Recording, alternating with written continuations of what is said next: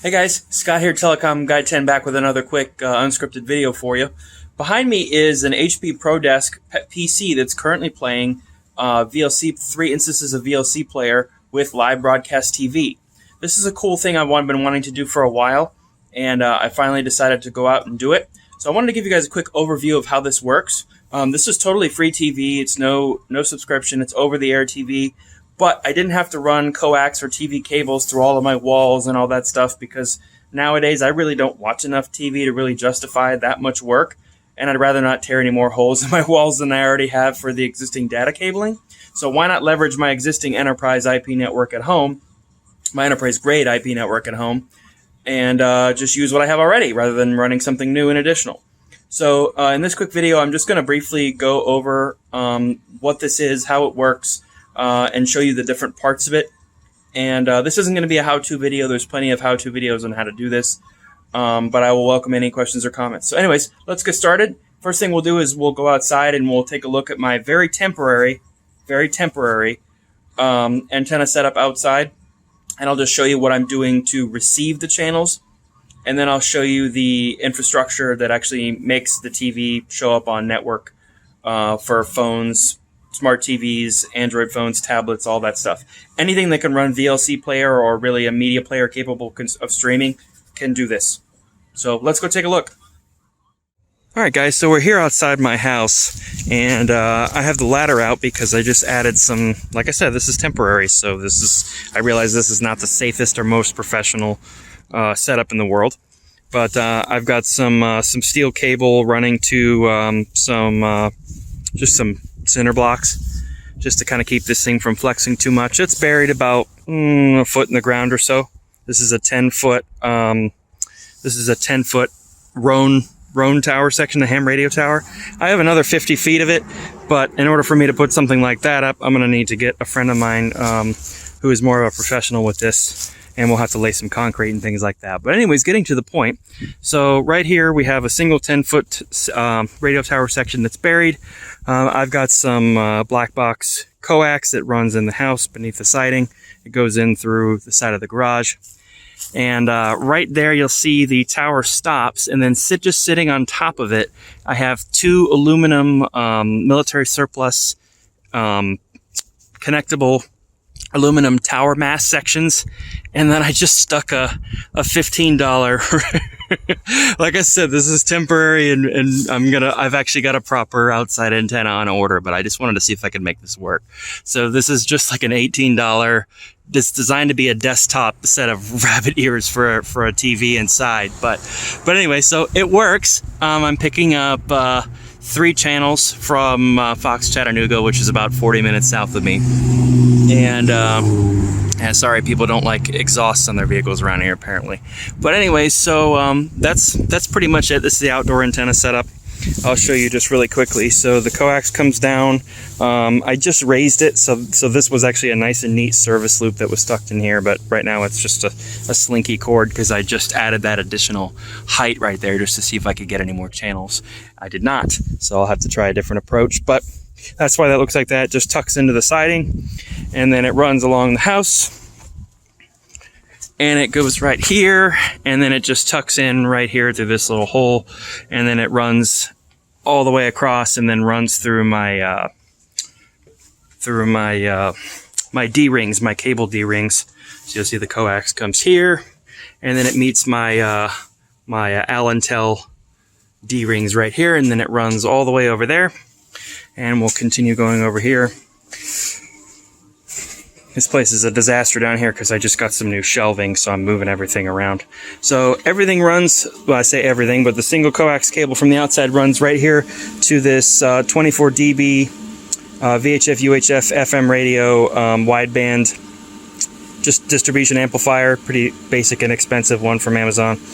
And then the output cable is running directly to this Haupage, I think is how you would say that brand. It's Haupauge. Correct me if I'm wrong on that, I'm sure I am. WinTV HVR 950Q is in Quebec. And it's just a digital dual tuner, TV tuner, and it's a USB device. And that is plugged directly into the back of this micro form factor Dell Optiplex 9020. And that's running Ubuntu Linux 18.04, I think it was Blonde Beaver, some goofy name like that, long-term support. It's the server OS, so there's no desktop operating system or anything. It's super light. Even with streaming to 6 or 7 devices at once, all 3 channels, this thing's maybe pulling 15% of the CPU, and it's an older Core i3 Intel processor. So, on average, streaming 3 channels to 1 computer uses about 24 megabits per second of bandwidth on the network. So if you were to try and run a lot of this stuff on wireless at one time, you would probably see some pretty significant Wi-Fi saturation pretty quickly. So if you're in a Wi-Fi only environment, that is a factor that you'll want to consider, and you'll want to look into maybe some alternate solutions. But that's way outside the scope of this video. But anyway, so that's how that works. Let's go back to the desktop computer over here. I'll just kind of let the TV channels play for a second, just so you can see what kind of quality I'm getting. And then I'll briefly show you the web interface of the software that makes all of this work. So let's head over there and take a look. Alright, so again, I'm doing this video quickly. Sorry, I normally like to do things more professionally and record with a screen recording program like OBS Studio, but this allows me to just quickly get this done for you guys. So right now I have 3 channels running. These are all coming from the same tower in the Chattanooga area, which is about 40 minutes south of me. You'll see here there's some occasional artifacting, and when I say artifacting, it's that sort of bricking effect that you get with digital TV. With analog TV, it would just get progressively more and more fuzzy. With digital TV, you basically get all of the signal to make it legible, or none of the signal. So what these software will try to do is it will try to fill in what it thinks is supposed to be there. So that's what causes that sort of bricking effect. But as you can see, even with that very basic, not very professional antenna setup, you'll see here I'm still watching 3 channels at once. Everything's very clear. I believe it's 720p. So, I mean, you can see that. I mean, you can read the text here very legibly. And I can blow this up to full screen if I want. I'm just running this with 3 instances of a VLC player. This is an HP ProDesk Core i5. It's 6 or 7 years old, maybe. So, I mean, it's not the fanciest hardware. So I'll show you just really quickly. Let's open Task Manager, and I'll show you how we're doing. All right, so with 3 streams running, we're averaging about 20 megabits. And the CPU basically just kind of just hanging out. Now, this does have Intel HD graphics, so because we are doing some decoding, so you see we're using about 25% of that.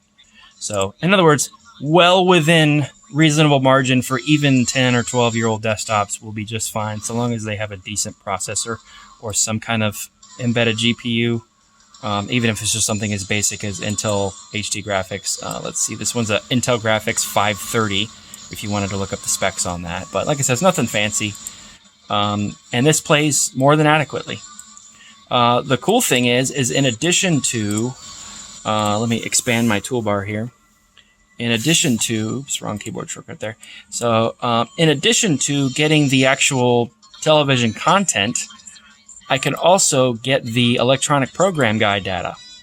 So, if I want to see what's on every channel, you can see here, we've got TBD, which is just like a channel that plays goofy YouTube videos, things like that, and episodes of Wipeout from 2005.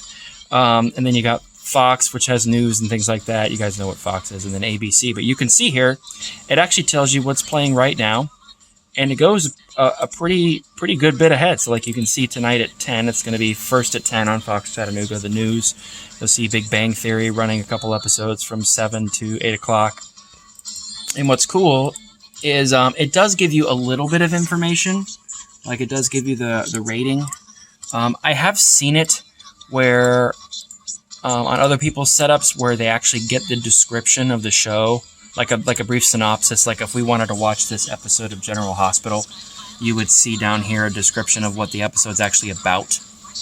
But that doesn't seem to be capable. It just may be that this particular broadcaster is not sending that information out. But either way, let's hop over to the web interface of this program. So this is it's a freeware open source software. It's called TV Headend. So it's literally spelled TV, like Tango Victor, head end. Let me zoom in a little bit there for you. So that's what it's called. It was fairly easy to set up. I had a bunch of those Dell Optiplex 9020 microform factor computers, which is really great for mini servers because they just run laptop power supplies, so they're not super power hungry, and they're typically fanless, or at least have small fans, so they're super quiet running. So they're not adding to the fan noise. The 99% of the fan noise that you hear when I'm shooting these videos is from the phone system right there, because it's got some massive 6 or 7 inch fans in the back. But right here, what you're seeing is the web interface for TV head end. It's accessed at the IP address of the server, and then it's on port number 9981. That's the default. And then when you first log into it after setting up, it will run you through a setup wizard.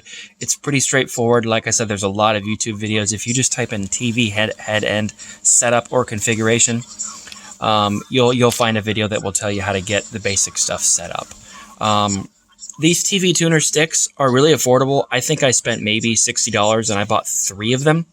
And you can use more than one at once. So if you're in a metropolitan area that has, 40 or 50 channels available, you'll want to pick up multiple tuners and then run a splitter from your distribution amplifier. And so that way all of your devices get the same amplified signal directly to them within a reasonable margin.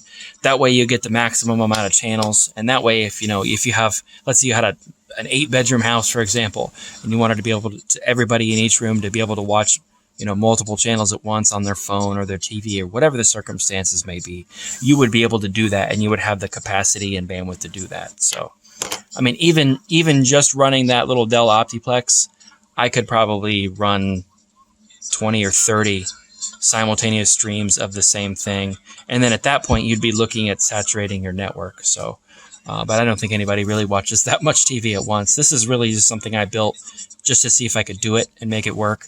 And just kind of a cool thing for when I have guests over, because me personally, I really don't watch TV. I just really spend most of my time on YouTube. But I'll just briefly go through the tabs. Like I was telling you guys about the electronic program guide. So this is actually, when it says progress here, this is how much of that program is actually elapsed. It tells you the digital channel number, and then the actual, the affiliate network name. It tells you what the program is. You can also, let's see here. Yeah, so here we go. So if I click on it, you'll see here, Animals Unscripted. It's going to run from this time to this time. It's a 30-minute show. You can actually set this to record as like a DVR. It's not something I have messed with, and it's probably not something I will mess with. I mean, VLC has built-in recording capability, but I guess if you had something that was important to you that you wanted to record, you could actually you could record it using this. It looks like it also has automatic recording features, timers, things like that. So, and it actually looks like, yeah, check that out. You can actually download a finished recording. So if you wanted to save a copy of the news for, let's say, some historical event happened and you wanted to pull the live news file, you could use that. But anyways, you guys understand. So anyway, I think I'll wrap it up. I appreciate you guys watching. And again, apologies for the rather informal and unplanned nature of my videos. I just was down here taking care of a couple things and was out working on the antenna and thought I would do a quick video just to show you guys what I was doing. Hope you guys are doing well. Have a great day and see you guys in the next video. Thanks so much.